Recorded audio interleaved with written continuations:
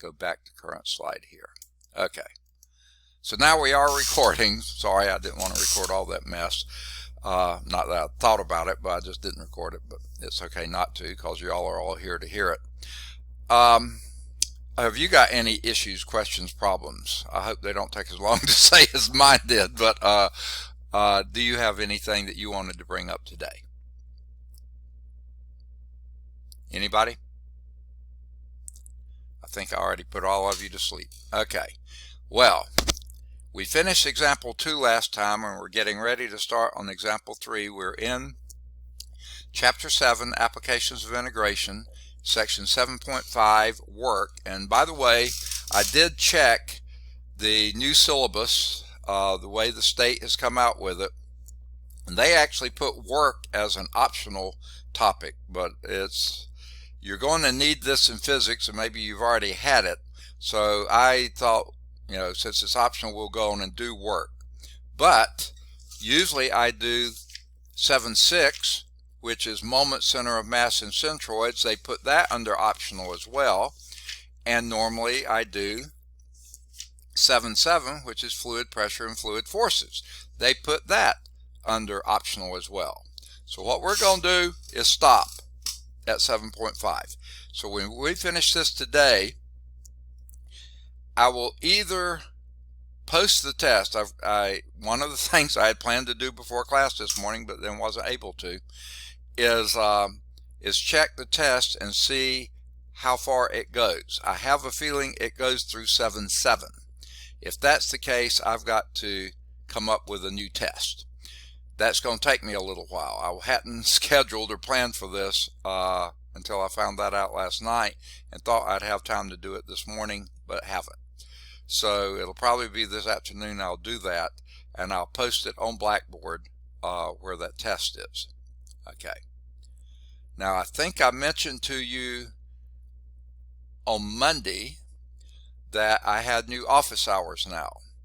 I haven't, I just remembered, I haven't changed the office hours on many places in Blackboard, but I did put under the instructional materials where it says handouts, I did put my new locator card, which gives when I'm in class and when I'm not, and when I'm in the office advising.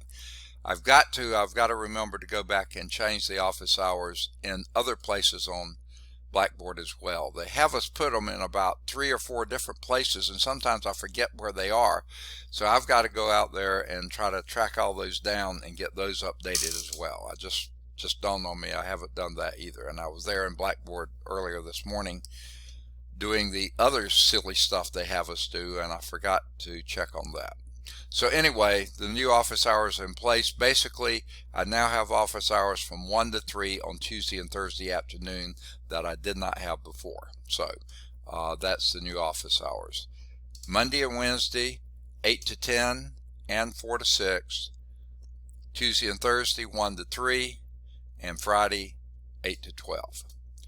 Now, let me also tell you this a little ahead of time.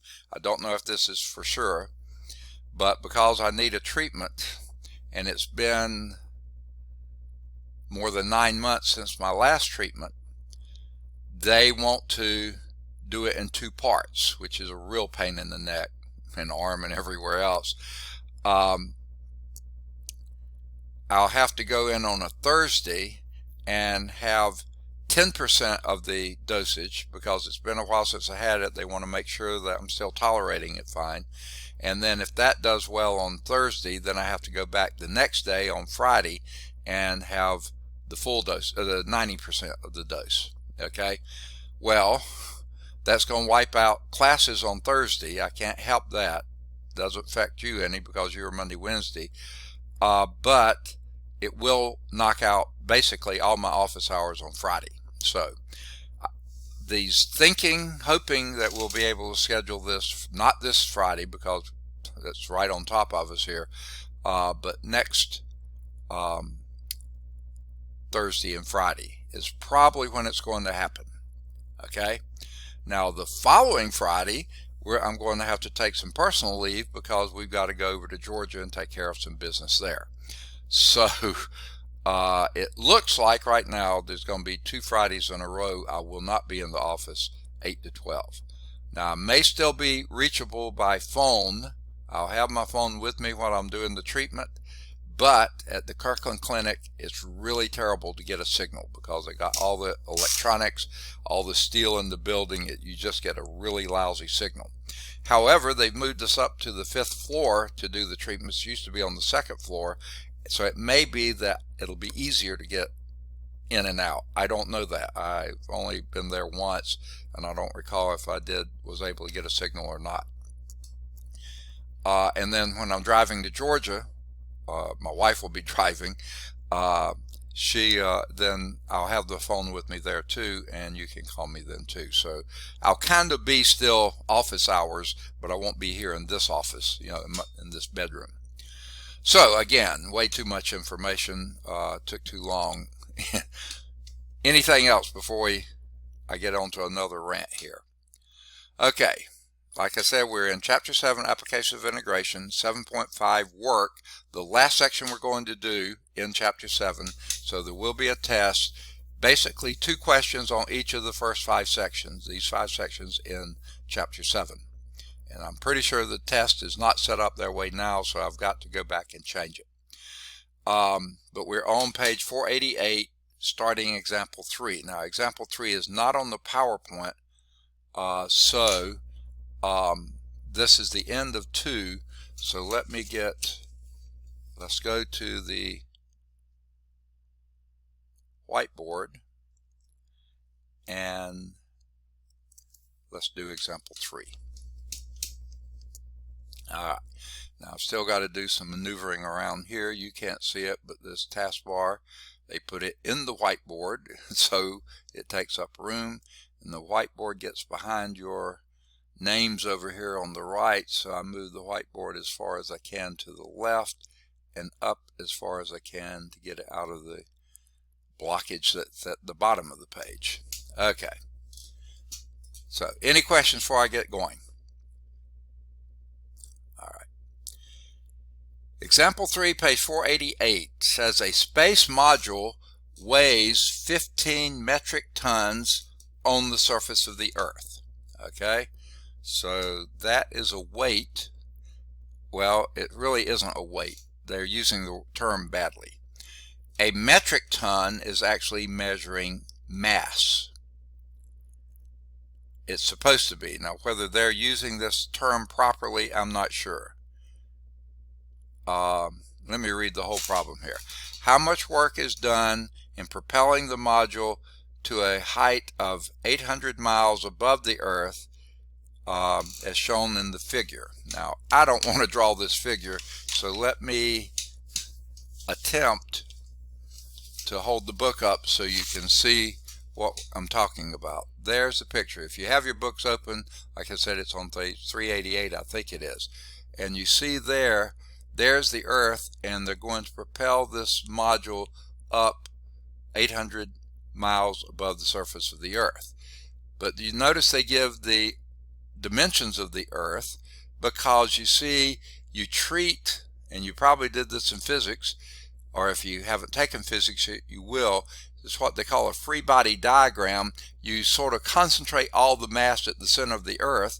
Starting at the surface of the Earth, you're still a long way from that mass, and then you're propelling it further up into the sky, further from the center of the Earth. So that's the issue here, okay? And it says use 4,000 miles as the radius of the Earth. Pretty close, but it's an approximation. Do not consider the effect of air resistance or the weight of a propellant. So we're not going to worry about that any, okay? And they keep talking about weight because the weight of a body varies inversely as the square of the distance from the center of the Earth. The force, whoa, yuck, I hate that button, okay?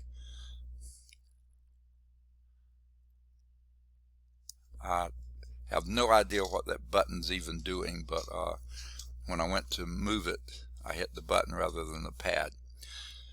Alright, and you may not have seen it, but it got in my way. Okay.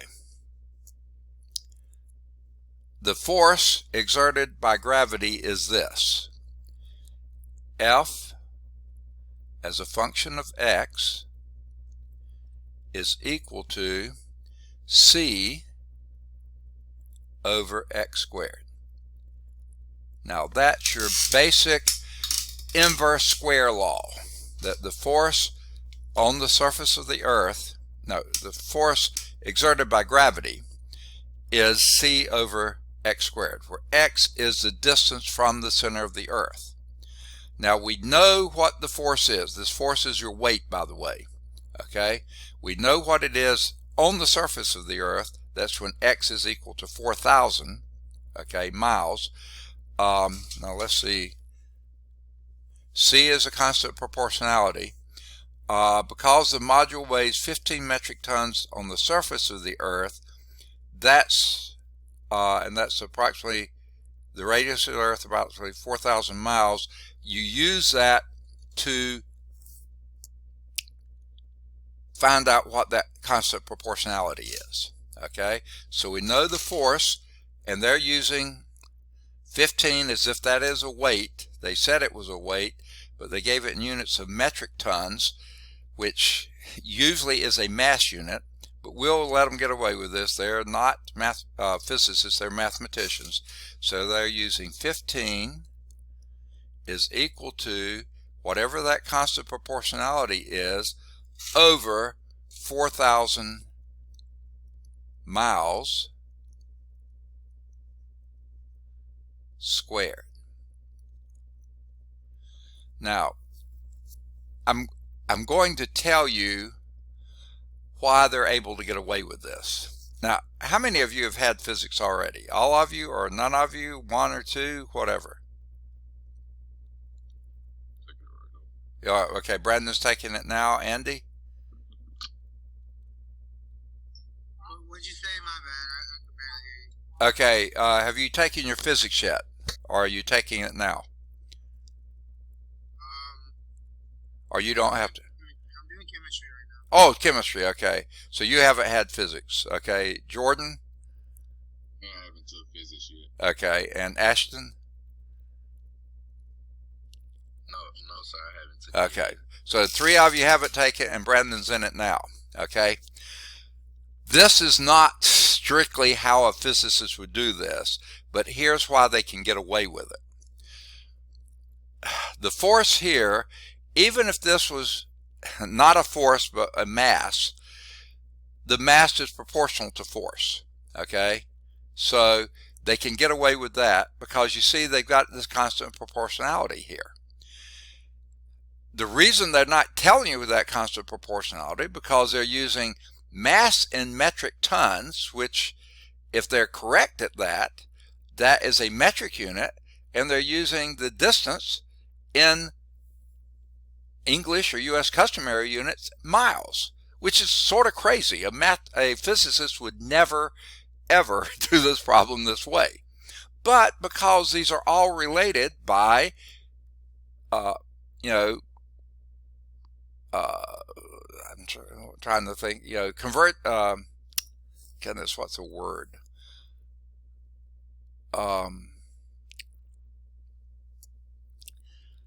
Conversion factors, you can all get that absorbed in the constant. So that's why the constant's an unknown. We got to figure out what it is. So we know the force on the surface of the earth is here. That's how far you are from the center of the earth. So let's do the math here. Well, 4,000 squared is 16 million. Okay, somebody has their microphone on, I believe. What you do is double the number of zeros and square the 4. Multiply that by 15, and you've got an incredibly large number. Now let me see if my phone is sufficiently charged. Yes, it is. I ran it down this morning with all the stuff I was doing. So let's get back here and do 15 times 16 million.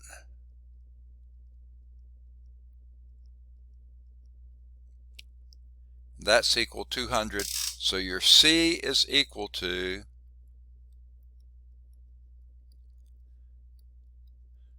240 million. Okay, pretty big C, I would say. And that's incorporating the fact that you are dealing with mixed units, metric tons, miles, and the fact, I mean, it's a big number to begin with. So that's 240 million. Okay, so all that just gave us the C. Okay, now, so what we're going to do now is, if you flip back a page, if you got your books open, to the force, the work done by a variable force, just like we did with the spring force before. I think we got everything we need here. So we're going work. You're launching it from the surface of the Earth to 800 miles above the Earth. So therefore, the force, maybe I should write this down. So now we know force is a function of displacement is 240 million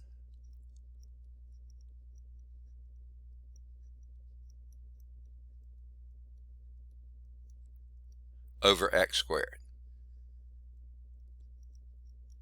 I'm going to rewrite that differently. That's what the first part told you.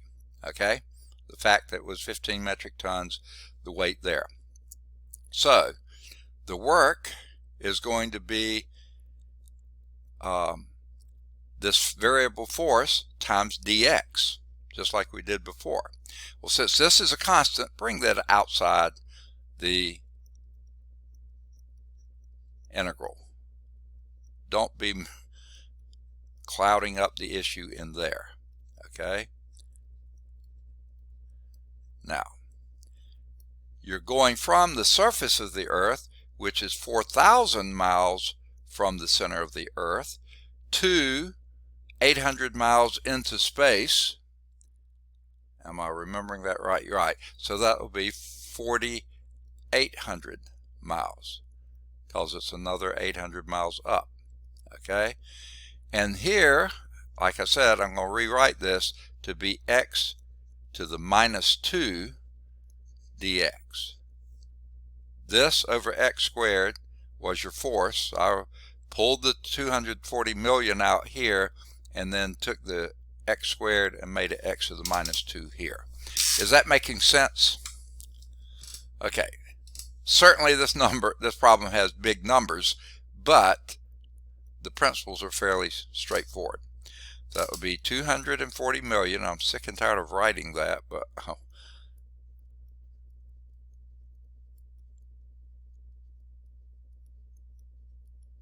and the pen must be sick and tired of writing it too. Okay, now the antiderivative of this would be, anyone got a clue?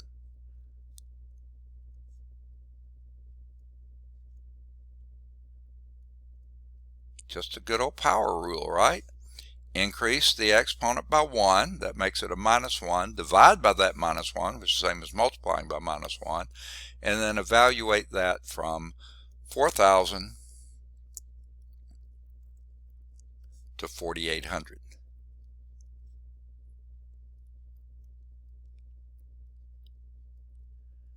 Barely got it in there.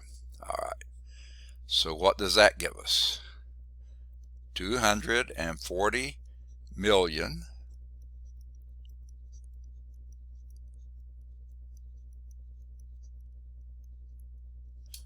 times, okay, now if it's all right with you, I'm going to reverse the order on these because of that minus sign. It would be minus 1 over this, minus a minus, which is plus 1 over this. So I'm just going to reverse the order of that and put 1 over 4,000 minus 1 over 4,800. I hope that wasn't too much of a sleight of hand. Everybody follow what I was doing there? Okay, I'm writing it back as a fractional form. Well, we need least common denominators.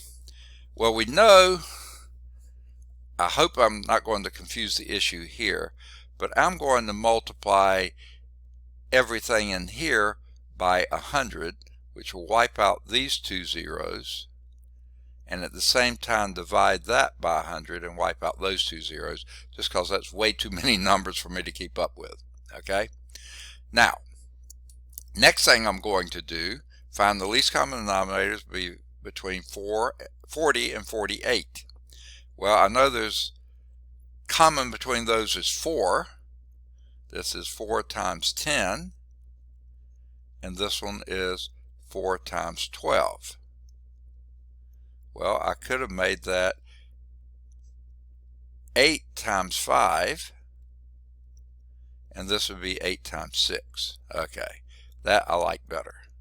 Okay, so least common denominator is going to be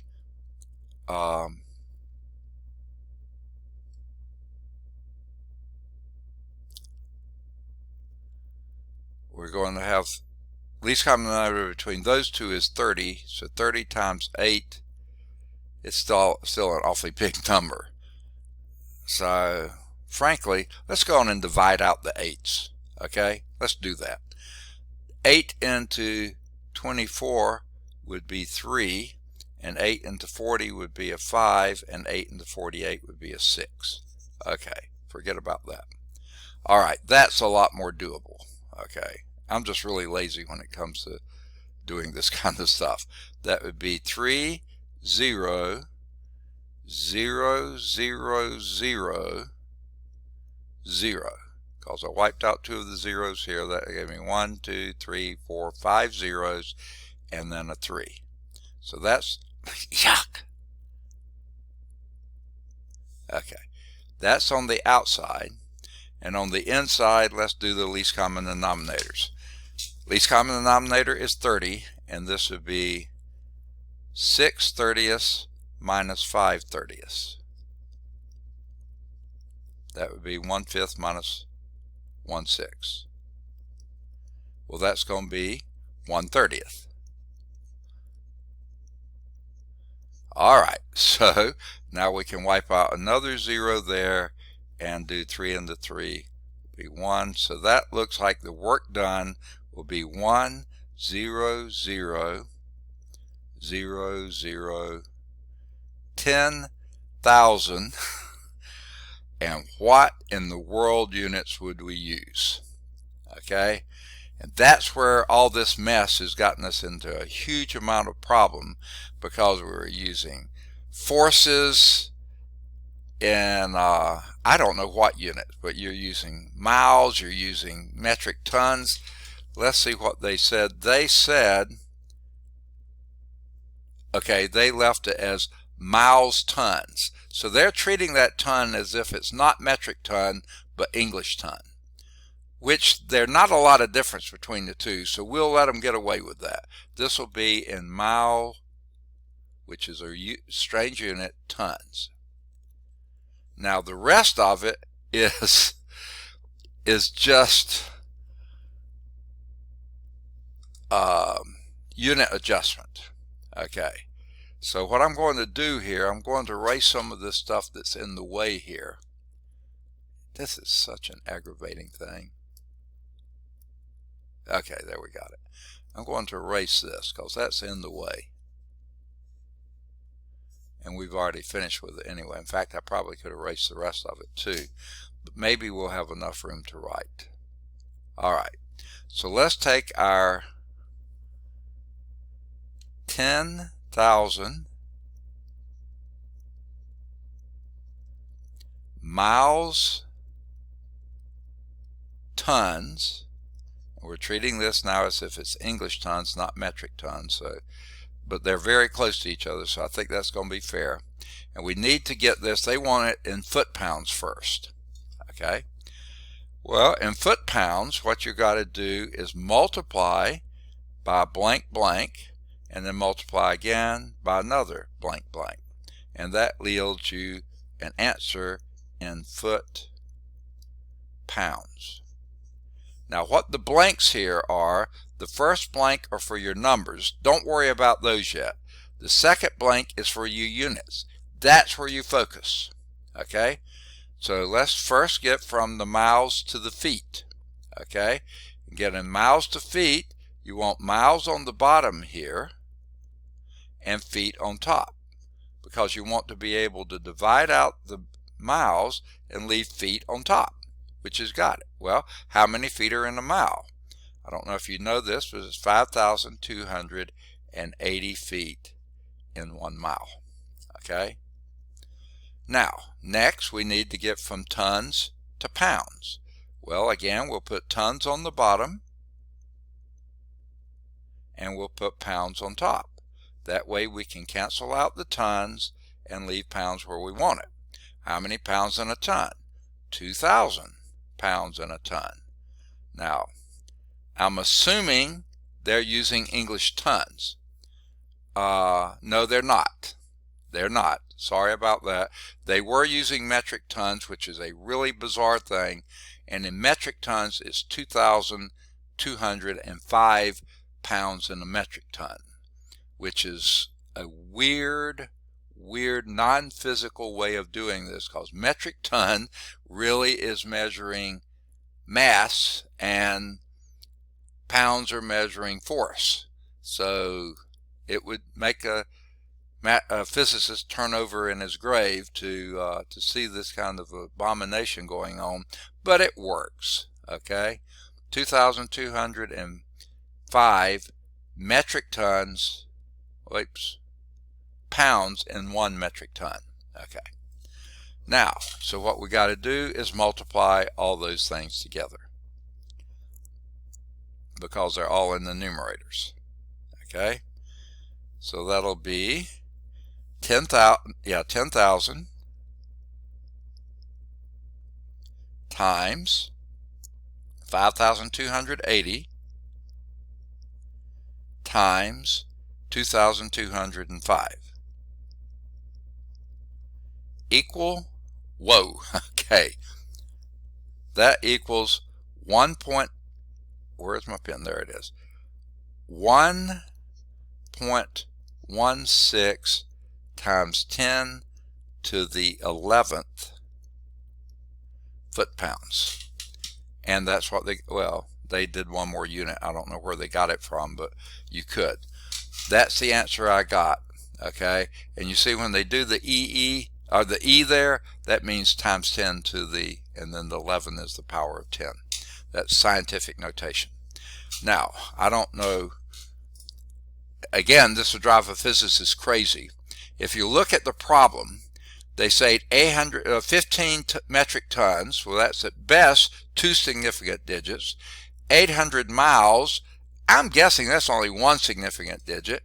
400 miles, that's only 1 significant digit, because those are rounded off, okay? And then to give an answer to 4 significant digits is absolutely ludicrous. I was really stretching it, doing 3 significant digits. They really went overboard with 4, okay? Now, they say in SI units, using a conversion factor of 1 foot-pound, which is 1.35582 joules. So we can do the same thing we did before and multiply this by a conversion factor, and you're trying to get to how many joules. So again, you put joules on top, foot-pounds on the bottom. Now, this is not one I store in my memory bank, so I'm going to have to use what they have here. 1 foot-pound is 1.35582 joules. 1.35582 joules is 1 foot-pound.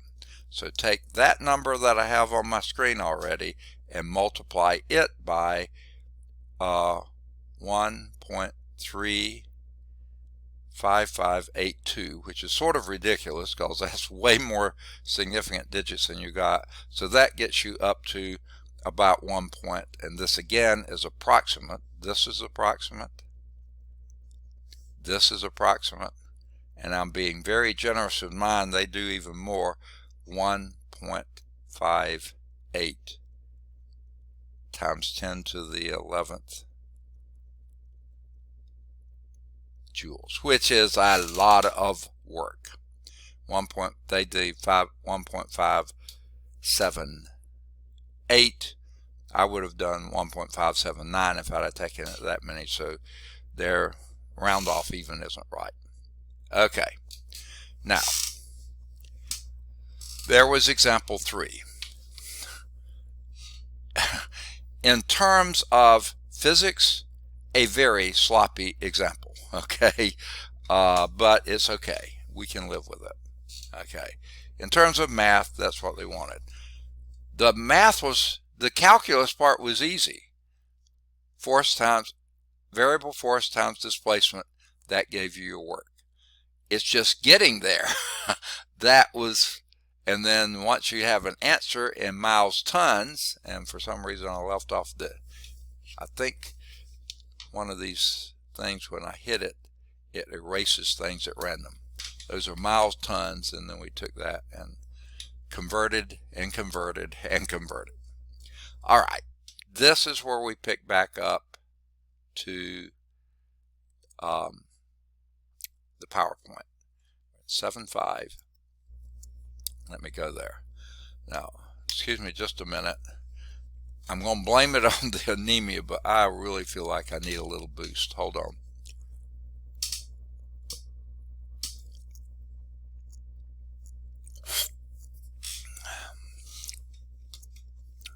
Probably does it, but it's a good placebo. All right. So resume the slideshow here. The next slide here was this one. This is bottom of page 488. And my head is clogging up too. Sorry about this. They say in the book, the solutions to example 2 and 3 conform to our development of work as a summation of the delta W, the work, is force times distance, increment, F times dx. Okay? The variable force times the incremental distance thing. Another way to formulate the increment of work, though, is that same delta W could be a force increment times a distance. Okay? If the force is the, okay, let me put that, if you can do a delta F here, a dF, and then express your distance as a function of force, which is a little weird, you can do it that way as well. Now you'll see they really work out a little better than that. The second interpretation of delta W is useful in problems involving the movement of non-rigid substances such as fluids and chains. So when they say non-rigid, that means the whole thing isn't moving, just part of it is moving, like a link of chain at a time, or a fluid is pouring out. It's not the whole object moving, okay? So that's the kind of problem we'll use for this. So here's example 4, top of page 489. I can't read from a distance. A spherical tank of radius 8 feet is half full of oil that weighs 50 pounds per cubic foot. Okay? So far the units are a lot better than the last one. Find the work required to pump all of the oil out through a hole at the top of the tank. A picture, please. Okay, so I don't have to draw this. Okay, so here's your spherical tank. Think of this as your water tower in Clanton that's shaped like a peach. That's really a spherical tank there. Not filled with oil, it's with water. But this is half full of oil. Okay, now you're having to pump it out of the top. Okay, now one of the keys to a problem like this is where you set up your coordinate system. And since when you get to the bottom of the tank, that's going to be all the oil you've got, let's make that 0 on the Y scale. Okay? Now, the X scale isn't really all that important here, but we will be dealing with it slightly. The Y scale is what we're dealing with mostly. So we're going to be talking about DYs because we're going to remove this oil one layer at a time. Okay? Now, so there's your delta Y, which will later become a DY. Y is measured from the bottom, so the height of this layer from the bottom is Y. Okay? Now, how far you're pumping that layer right there would be 16 minus, because the spherical tank has a radius of 8 feet, so that means its diameter is 16 feet. Okay? So you're having to pump this layer here up to the top. It started off being Y from the bottom, and the top was 16 up, one diameter up, so 16 minus Y was how far you had to pump that layer of oil, that delta Y layer of oil. Well, now the question is, how much oil is in that layer? Okay, well, basically what we're doing is a disk method, like we did before when we're dealing with volume, and that disk of oil that was there depends on the radius of that disk. Well, the radius is the X. Boo hiss, we do have to mess with X. Now, the X here is going from 0 to 8 at the maximum, because that's how far it is. This one right here is not 8. And so this picture is in error here. At the equator, you might say, that would be at 8. This X here is less than 8. And I don't know how and why they did that. Have they got it that way in the book too? That's wrong, because the radius is, when it's half full of oil, yeah, the radius here is 8. Okay? The radius down here is less than 8. It's X. Okay? And maybe, oh, I see what it is. It just happens across there. They don't mean that. It's just confusing. If they had twisted this around somewhere else, that would have been better. It just looks like there, but it really isn't 8. It's X. Well, what's the relationship between this X and anything else we know? Well, I'm going to see if we can come up with something like that. Okay? So X is the distance from the center here out to there. Okay? Now it's supposed to be a straight line. Okay. Now, the Y here, and I haven't drawn it very well. In fact, their picture isn't very good here. Or my interpretation of the picture isn't. The Y is the distance here. Okay? So, how are they related? Well, that angle there, or that relationship there, is similar to what it is here when the X we know is 8 and the Y we know is 8. Okay? Now, I say they're similar, but let's see if that's indeed true.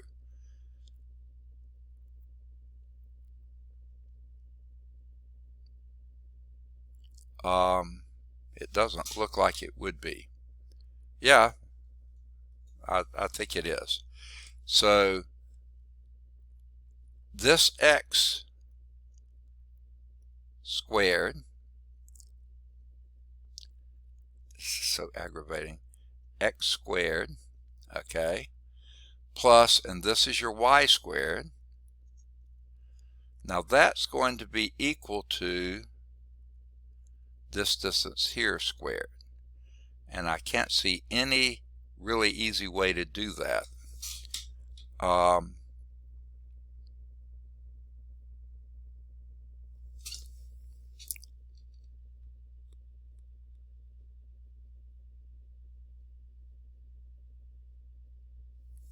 me see if I can do it.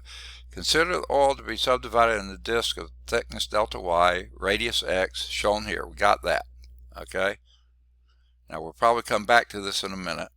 Because the increment of force of each disk is given by its weight, you have the delta F is equal to the weight. Yeah, we got that.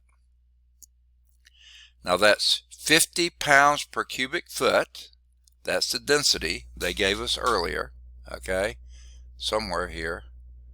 Yeah, 50 pounds per cubic foot times the volume. So we need the volume of that disk. Okay, now, okay, and here's how they're doing it. The volume of the disk, and this is obvious. I was trying to get this into one unit. Okay, volume of the disk is the radius of the disk is x, so the area of the disk is pi x squared, and the thickness of the disk is dy, or delta y. So yeah, I'll buy that. That's the volume of the disk. I was trying to get into x's and, you know, either x or y. They're not doing that yet. They're just writing it that way. So yeah, I'll buy that. 50 times pi x squared delta y. That's the volume of the disk. 50 is the density, pounds per cubic feet, and that gives you pounds. That's the incremental force, okay, in terms of dy. Okay, but we still got a problem. For a circle of radius 8, the center 0, 8, and center at 0, 8, you have x squared plus y minus 8 squared is equal to 8 squared. Let's see where they get that. Okay, and again, this one's up here. Okay, so x squared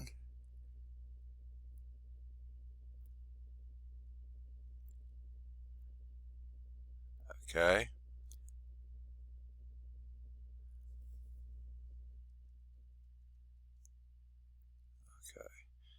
y minus 8 squared is equal to 8 squared. Oops, wrong way. That's the part I'm having trouble seeing here.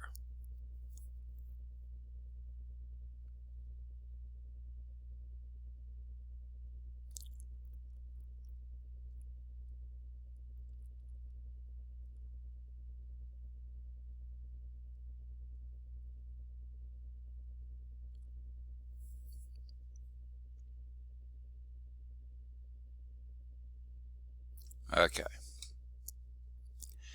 8 squared would be this distance here. That's 8.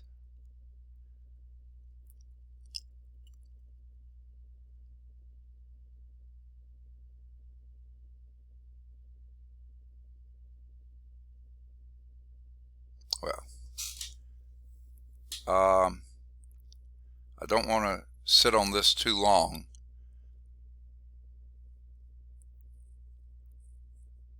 For a circle of radius 8, center at 0, 8, that would be this circle right here. Circle of radius 8, center at 0, 8, and that's exactly where that would be. 0 on x, 8 for that. Okay, so that's an absolutely true statement there.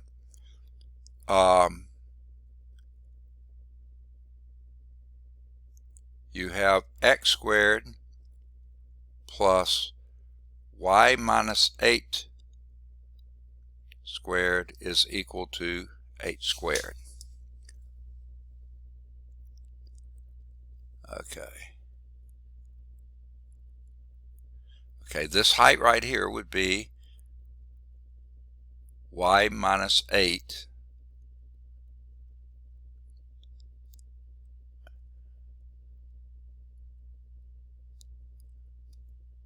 okay, that circle there,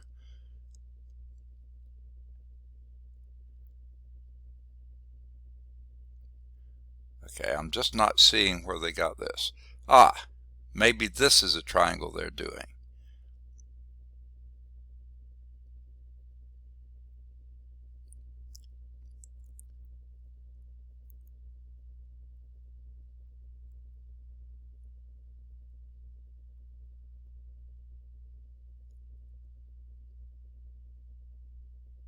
Okay, I'm still not seeing it.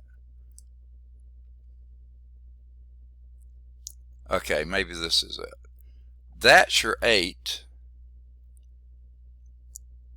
This right here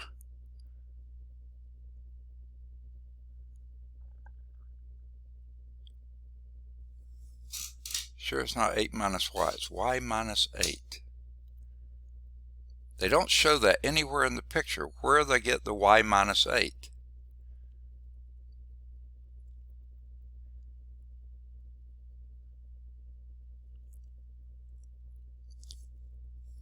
You know, let's just go through this. I don't want to waste any more time on it. For a circle of radius 8, center at 0, 8, you have x squared plus y minus 8 squared is equal to 8 squared. Now, I'm not seeing, I mean, that may be true. I don't see it anywhere in the picture. Okay, once you have that, x squared is a function of y, and then you have a dy here, you just plug that in, and that gives you that value right there. 50 from here, pi from there, the x squared from here, and then your delta y from there, and then you're doing, in this figure, and then again they've shown this so bizarrely, note that the disk y feet from the bottom of the tank must be moved a distance of y minus 2. Yeah, I got that. Okay, I just don't quite see where they got their delta F there. Okay, well, let's not kill any more time with it. And that's what you're integrating, the force times the distance. Okay, the distance that you're moving is 16 minus y. Okay.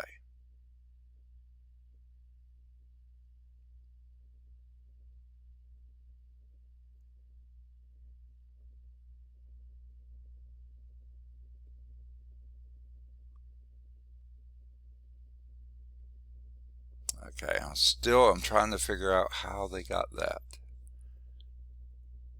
There is your 8. Get out of there. There is your 8 here. Okay. This is y here. I don't know. That's y there. Y minus 8.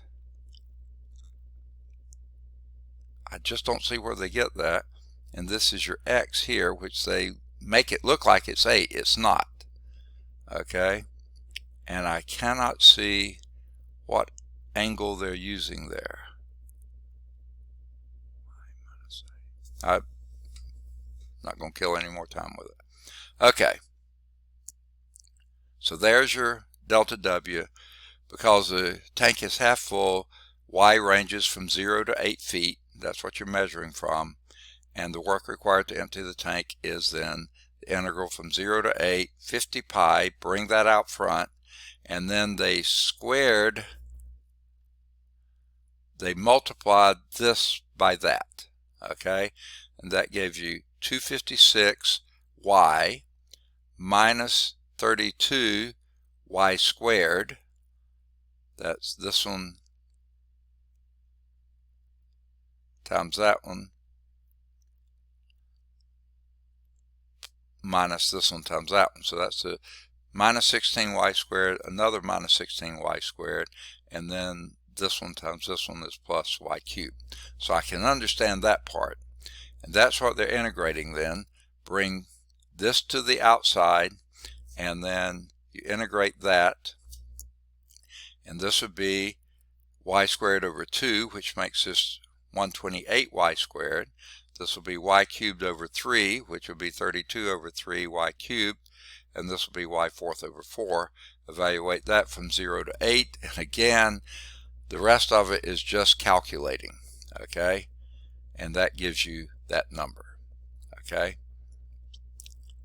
Now, approximately, since pi over 3 is just a little bit greater than 1, that'd be a little bit greater than 50 times that.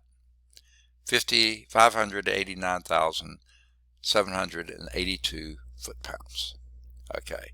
I'm sorry I can't follow their rationale on that, so you won't have one that complicated on the test, I'll promise you. Okay, to estimate the reasonableness of that result, consider that the weight of oil in the tank is 1/2 the volume, which is 4/3 pi times 8 cubed. Half of that would be 2/3 pi times 8 cubed times 50. That would be that many pounds.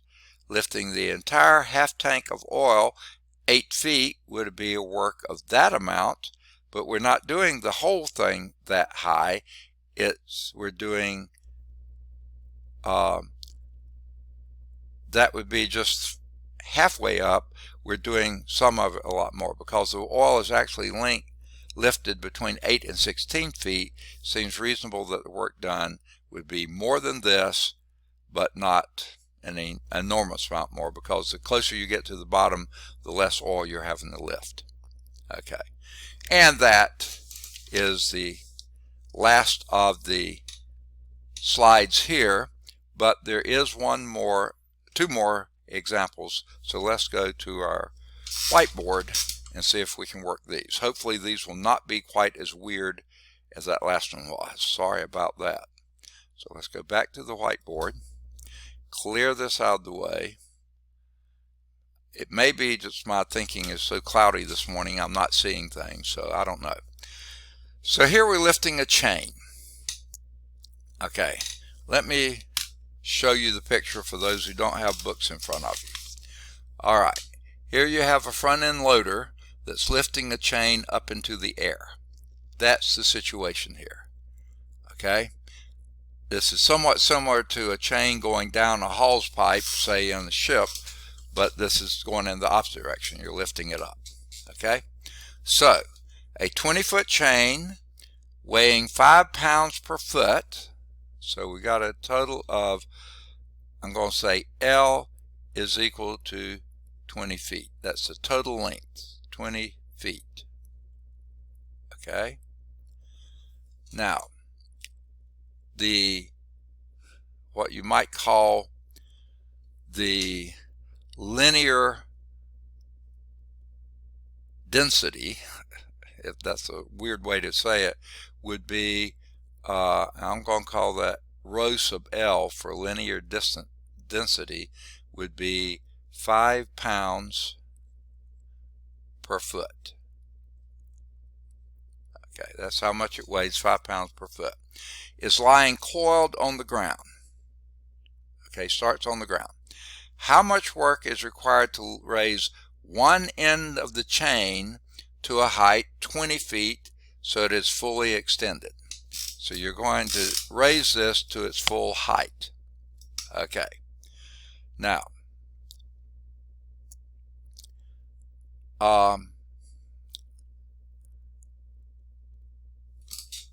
the way they suggest starting this is talk about your incremental force. Okay? Incremental force is the weight. Okay? I'm going to call it, well, little w is weight, capital W is work, and that's why they probably don't abbreviate it, they spell it out. Okay? Now, what is the incremental weight? It's the density, 5 pounds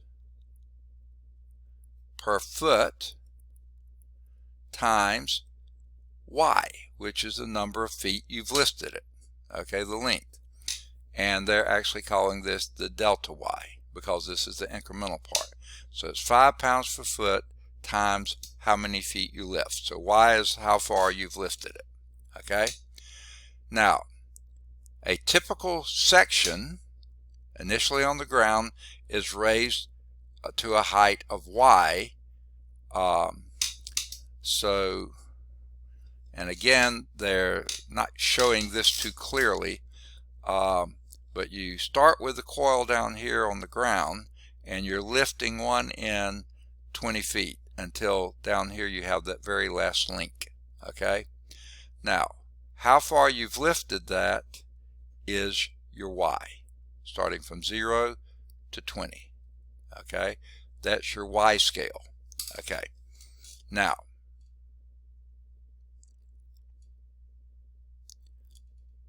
imagine the train is divided into small sections, which indeed it is, links, okay? Each of length delta y, that's what we've got here, okay? Then the weight of each section, we've already done that. Because the typical section initially on the ground is raised to a height of y, the increment of work, so your delta w, now that's capital W, work, not little w, weight, okay, is the force increment, your delta F, times your distance. I want to call that L, but I think I'll call it Y, okay? And that's indeed what they call it. So this is, the force increment is 5, that's pounds per foot, times your delta Y, times Y. F is 5 delta Y times Y. Okay. Now, the Y ranges from 0 to 20. The total work would then be W would equal to, now you can take the 5 on the outside, the integral of Y dy. Okay? And this is going from 0 to 20. Okay? Now, that would be 5 times, oh, I'm sorry, if it's an integral, it's a dy now. Okay? Y squared over 2 from 0 to 20. And actually, to keep from having to do it, let's just pull the 2 outside with the 5 and make it 5 halves, and then that would be multiplied by 4. So that would be 10, and the units are foot-pounds. Oh, I'm sorry, I didn't square it. That's 400, okay. Where is my brain this morning, folks? It's not here. I don't know where it is. I put the 20 here, put a 2 there. 20 squared is 400, pull in the 2 on the outside, and then 2 will go into 400, 200 times, 5 times 200 is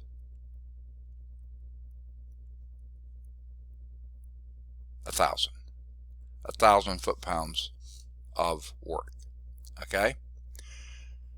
Now,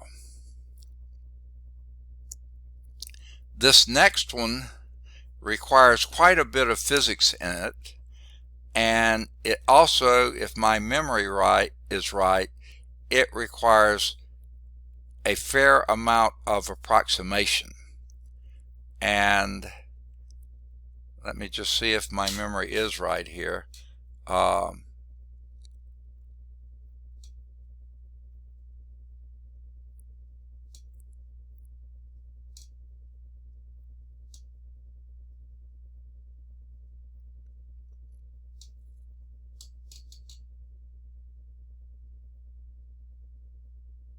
Yeah. It has several approximations in it. And to keep from going too deep into that, basically let's just go to their the bottom line. Okay, I'm using my finger on the wrong pad here. Okay, let's clear this out of the way and let's just go to their bottom line. Here's the bottom line. The work, and this is an expanding piston, is the integral from V0 to V1, initial volume to final volume, of K over V dV. Okay, now I kind of skipped over a lot of this, and the reason for this is it is more physics than it's math. But this is coming from the fact that the pressure times the volume is equal to the work. Okay, so work is equal to pressure times volume, and I'm going to show you at least reasonably why that's true. Pressure is force per unit area, and volume is volume. Well, this is force per length squared times length cubed. Well, length squared will go into length cubed, length time, and a force times a length, that's force times a distance, that's work. So that's your basic premise here. Work is pressure times a volume, and what they're saying here is that assuming the pressure to be inversely proportional to the volume, and that I think is Boyle's law, that pressure times volume is equal to some constant. Okay, this is one of your gas laws. Pressure times volume is a constant, so pressure is equal to some constant over the volume. So they take that for the pressure here, and the volume will be your dV here. So that's where this comes from. That's a much quicker and dirtier version of what they did. But there's the bottom line. That's the work we're dealing with. So the quantity of gas with an initial volume of 1 cubic foot, so that's going to be 1 here, and a pressure of 500 pounds, okay, so 500, okay, that's going to be your K over V. This is 500 pounds of pressure, is K divided by volume. We already know the volume is 1 cubic foot, so that makes your K equal to 500. That gave you your K. Okay, so now the work is equal to the integral from, and let's pull the 500 on the outside, it's just a constant, and we're going from 1, and let's see what it says. The work done expands to a volume of 2 cubic feet, so it goes from 1 cubic foot to 2 cubic feet, and we took the K on the outside, so that leaves you 1 over V dV. Okay, well, that's 500 times basically the log of V, natural log of V, evaluated from V going from 1 to 2. So this would be 500 times the log of 2 minus the log of 1. The log of 1 is 0. So that's our answer right there. And they then approximate. They don't even write it quite in that form. Let's see if we got the same thing they did. Now when I use my calculator, I'm going to need to turn it to the side because that's where I get the log scale. So I'm going to start with the 2, and do the natural log of 2 and then multiply that by 500. And that gave 346.6. That's how they got that answer. So this is approximately, where is the world is my pen? This is approximately 347. I'm going to leave it like that. 347. And this was all in, what were the units? Cubic feet. So this would be foot-pounds. Yeah, 347. They said 346.6. Where they get 4 digits of precision, I don't know. The 500 is at most, I mean, you could say 3, but usually is 1. Cubic feet is 1. Everything's 1. I'm being really generous giving 3 significant digits. They gave 4. Okay, kind of ridiculous. Okay. And folks, that finishes. Let me get my phone charging here. I was using it a bunch this morning. All my wires have gotten tangled up too. I took everything with me to Kirkland Clinic so I could grade papers, and if they made me wait too long, I was going to try to enter stuff on Blackboard, but I didn't have that long a wait, so all I got were papers graded. But I took my computer and everything there, so I had to pile it all back in here at the same time. All right. That is the end then of 7.5. Any questions on this problem or any of the others? I know this has been sort of a scattered morning. Sorry about that. Homework exercises here would be either 5 or 7. They're both at Calc Chat. 7's at Calc View. Tell you what, it's been a crazy morning, and I'm going to need to take a quick break here. I've got to run to the restroom. So do y'all mind taking just a real quick break? I'll try to keep it less than 5 minutes if possible, okay? Sorry about this. I went as early as I could to keep from hitting crowds and things like that. And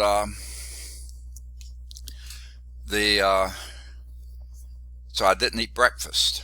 And usually I rehydrate in the morning, that type of thing. And the nurse or technician, whoever was drawing blood, had trouble getting it out of the first vein, and then she got it onto the second one.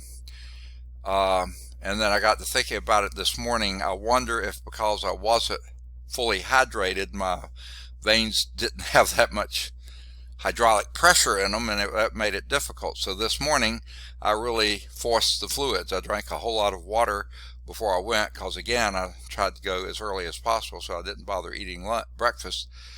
And but I did drink a lot. Well, I drank too much, I guess, because just it hit, and I said I can't make it another 20 minutes. So sorry about that. But you probably don't care about that either. So I was telling you the homework exercises, 5 or 7. This is starting on page 491. Either 5 or 7, both at Calc Chat. 7's at Calc View. Any of the odds 9 through 13, they're all at Calc Chat. 11's at Calc View. 15 through, any of the odds 15 through, 25, they're all at Calc Chat. Okay. 27's at Calc Chat. 29 to 31, they're both at Calc Chat. 29's at Calc View. 33 is very similar to the one we did just a few minutes ago. It's at Calc Chat. And then 35's it should be at Calc Chat. Then any of the odds 37 through 41, they should all be at Calc Chat. 43 is Boyle's Law, if you're getting into physics. That should be at Calc Chat and Calc View. 45 and 47 should be at Calc Chat. And then 49 should be at Calc Chat. Okay. And that's it for Chapter 7. So like I was saying before, I think everybody was here then, but let me say this again. I have a test ready, but the test I had was based on 7 sections here, not 5. So I've got to go back and revise that test, and I will get it to you. Hopefully I can get it revised this afternoon. I've got office hours from 4 to 6, unless something else comes up, which this week everything's coming up, so we'll see. If I can get it done this afternoon, then I'll post it out there in Blackboard. I'll probably post it in 2 places. I think there's a place under week 9 that says week 9 assessment. If I can post it there, then I'm going to change that from saying week 9 assessment to saying test. What is this, our second test? I believe it is, isn't it? Test 2. So it may be posted there. If they don't let me post it there, which sometimes they don't, whoever set up these silly templates sometimes let you do things and sometimes didn't. They forgot to put a plus sign in there. So if I can't post it there, whether I can or not, I'll also post it under Blackboard messages, and you'll see it there too. So I think I'll be able to post it in both places. Now, since I may be having to type this from scratch, if I do, then I'm in Word, but some students have not always been able to read Word, my version of Word, because they put some version of Word on this computer. This came from the campus that not all the students can read. So I may post it out there as both a PDF file and a Word file. And then you can use whichever one you're more comfortable in working with. Okay? So that does it for Chapter 7. So let's turn on in Chapter 7 to the end of the chapter. That's after 7.7. This is beginning on page 577. Here are some additional problems you may find useful in working on the test or getting ready for the test. Any of the odds 1 through 9, 11 or 13, and these should all be at Calc Chat. None of these are at Calc View, all at Calc Chat. 15, Calc Chat. 17, Calc Chat. 19, Calc Chat. 21, Calc Chat. 23, Calc Chat. 25, Calc Chat. 27, Calc Chat. 29, Calc Chat. And 31, Calc Chat. Okay? Then I think you can do any of the odds 33 through 39, and that should basically wrap you up. Now it looks like someone may have sent a chat. Was that to me or to one another? Is that something I need to address? I see a second chat. Is that something I need to deal with, or are y'all just talking among yourselves? I was just trying to see if you got my first test. Okay. I can't remember what email I sent you. Yes. Oh, wait, no. Okay, I got your research paper. And when did you email it? It was a while ago. I know it's been a while since we took that first test. Okay. I don't see it in the grade book right now, and I don't see, so I haven't printed it. Did you send it by email, by Blackboard message, or somewhere else in Blackboard? Email. Email. Okay. I'm about to look at my computer and see if I can find it. Did you want us? Does it matter how we give it to you? No, that's fine. It's just that, okay, let me explain something, and maybe I should have gone into this in more detail earlier. I thought maybe I did it on Monday, but maybe I didn't. I ended a first mini-term class last week, and unfortunately the students, it's a physical science class. It's a big class. I think about, close to 20 students. I think maybe 18 students in there. We had a research paper. Every one of them was supposed to do a research paper, 9 labs, 9 tests, and a final exam. Okay, so multiply 18, 20 by 18, okay, and that was a lot of papers.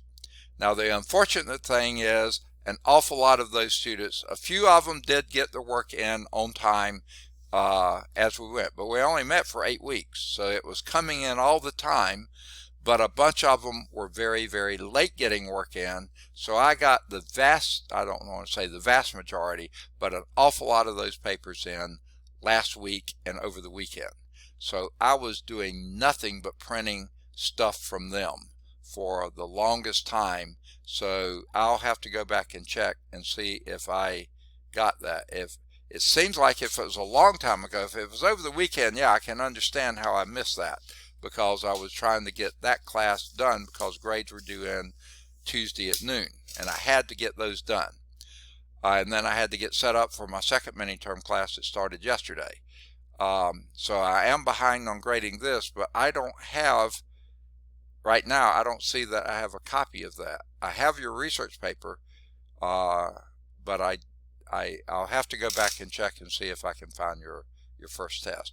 I thought I had been all the way back to the first of the term and printed off all the things that had come in on the email, but I may have missed yours. So you check and see if you sent it, and if you didn't, go on and send it to me. And but that's a very great segue. Thanks for saying it, because I do need that first test in.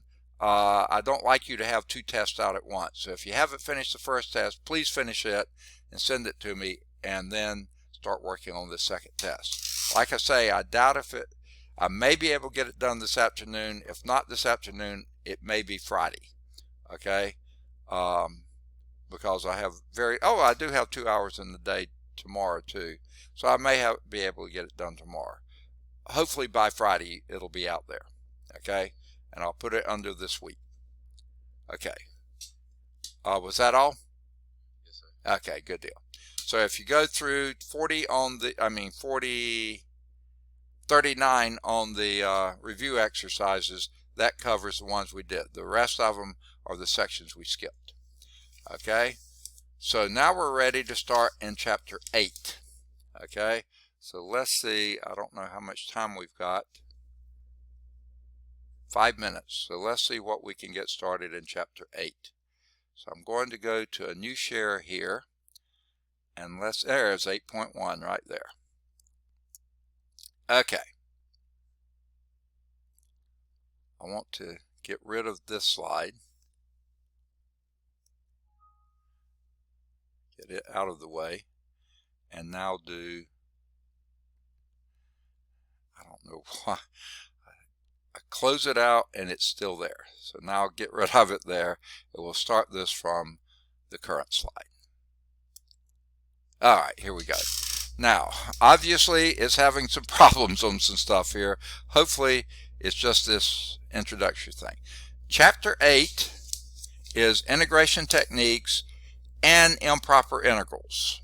Now, I'll check again to see if improper integrals are recommended to be done on the new syllabus that they came out with just last spring. This is the first time I've taught the class since then. So I'll have to check and see if it's covered there. If it is, then we'll do that. I'm guessing maybe it's not, and we may not do the whole chapter, but there's a long chapter. I know we'll do 1 through 6, probably 1 through 7. We'll just see, and if they do improper integrals, we'll do 1 through 8. So this is a long one, but this to me is the heart of this course, okay, is integration techniques and possibly improper integrals. Okay, 8.1 is your basic integration rules. So this is going to start reviewing everything we've done so far with integration. Okay, so our objective here is review the procedures for fitting an integrand to one of the basic integration rules. So let's start, okay, by fitting integrands to basic integration rules. Let's start by looking at these. Now here is where we have a problem. I don't know why. Do y'all see this mess right down here in this part of the screen? Or do you see something clear? I see it. Is that a mess? Yes, sir. Yeah, okay. That's what I see too. I don't know why this file, for some reason, looks like it's gotten corrupted. and this is a new one. There shouldn't be any corruption. First time I've used this, so it's nothing I've done. Okay, but let's just hit these that we see here. Of course, if you're integrating a constant times a function, pull the constant outside, just integrate the function. Okay, that's pretty clear. If you're integrating the sum or a difference of two functions, that's the sum or the difference of the two integrals of those functions. Okay, that's pretty straightforward. If you're integrating just du, okay, that's taking an integral of a derivative, you just get the function, the value u. Now, these left with integrals, this actually is doing the first integration. Anytime it's an indefinite integral, you have a plus c. Okay, this is your power rule. U to the n, integrating u to the n, that would be n u to the n plus 1 over n plus 1, but the one place where this doesn't work is when n is equal to minus 1, because then you would be dividing by 0. So for every n, large n's, small n's, fractional n's, decimal n's, whatever your n is, except minus 1, the power rule works. Increase the exponent by 1 unit and divide by that new exponent. Then add your plus c. If that n is equal to minus 1, this is what you got. The integral of du over u, because that's u to the minus 1, and that, of course, is the log absolute value of u plus c. Okay, and then my favorite of all time, integral of e to the u is e to the u. Okay, period, plus c. Now, any other base other than e, the integral of a to the u du would be a to the u du, but then divide by the log of a, the natural log of that base a. That's other than e. Because if you divide it by log of e is 1. So that works here too, but you don't have to do it. Plus c. Integral of sine is minus cosine, because the derivative of cosine is minus sine. The integral of cosine is sine, because the derivative of sine is cosine. And the integral of tangent, bizarrely, is the minus the log of absolute value cosine u, okay, plus c. The other way you could express this is the log of absolute value secant of u, because you could take this minus sign, put it here, and cosine to the minus 1 is secant. So you could do it plus the log of secant u plus c, absolute value of secant u. The integral of cotangent u is the log of sine u, okay? And you wouldn't even bother to make it into cosine, plus c. Integral of secant u is log of secant u plus tangent u. A rather strange one. We did it back when we did the trig functions. You can go back and review that, or use this table as a reference, or use a table in the back of the book, or in the front of the book. There's all these tables you can use. The integral of cosecant u would be minus the log of absolute value cosecant u plus cotangent u plus c. And the integral of secant squared u is tangent u. And the reason for that, the derivative of tangent u is secant squared.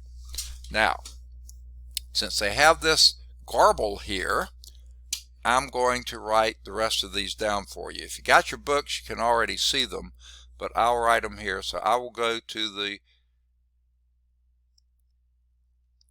whiteboard and write these. That picked up at number 15, wasn't it? Okay, so picking up at 15. If I could get my pen to show up, well, if I hold the pen properly, it might show up. So number 15, this is from before. You got one through 14. The integral of cosecant squared u du is then minus the cotangent u plus c. Any indefinite integral always gives you that. The integral, this is number 16, of secant u tangent u du is equal to secant u plus c. The reason for that, the derivative of secant u is secant u tangent u. Okay? 17, the integral of cosecant u cotangent u. This pen is really jerky today.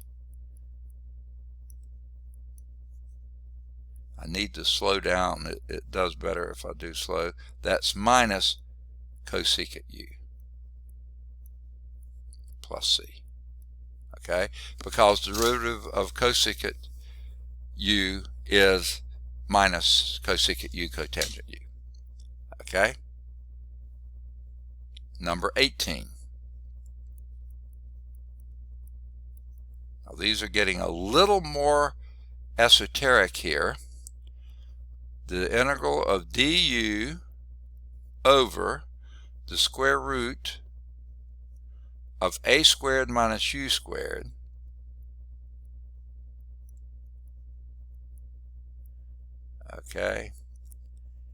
is equal to, I don't know if you remember this or not, but that is the inverse sine of u. Not quite. The inverse sine of u over a plus c. Now, I don't memorize that one. I'll look it up if I ever need it. Okay? 19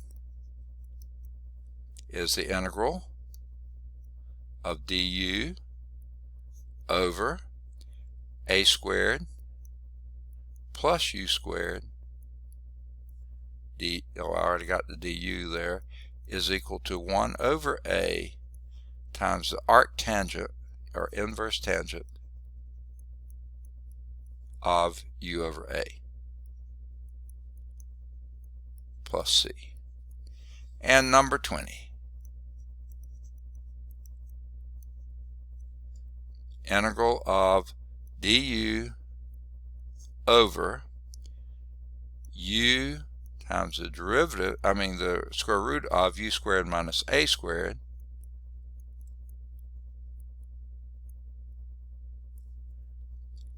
that is 1 over a times the inverse secant of absolute value u over a plus c. Now, like I was saying, these last three here, actually, if you turn back a page and you go to trigonometric substitution, you see 8.4 is trigonometric substitution. You'll learn how to get those. Those are not ones I memorized because I use the trigonometric substitution to obtain that. So that's why I don't even bother memorizing those. Okay? So anyway, those are the 6 that didn't show up on the previous slide. Okay. How are we doing on time? Oh, we've just gone 2 minutes over. Right? No, hey, you let me know 7 minutes over. Okay? I forgot. I was thinking this was 11:45. This ended at 11:40. Why didn't you stop me earlier? Okay. So anyway, any questions on this before we get going? Where we'll pick up next time is in example 1 on page 8.1. Any questions? We didn't do enough to do any homework exercises there, so let's do the stop sharing here unless you have a question. And we'll end the recording there and end the meeting right now. I haven't ended the recording, but just the meeting. Any questions? So take care. Have a good weekend. Look for that second test. I'll try to get it out there. If not this afternoon, possibly tomorrow, possibly Friday. Brandon, did you have something? Oh, okay. I saw your light come on, so I thought maybe you did. All right. Take care. Have a good weekend. All right. Bye-bye.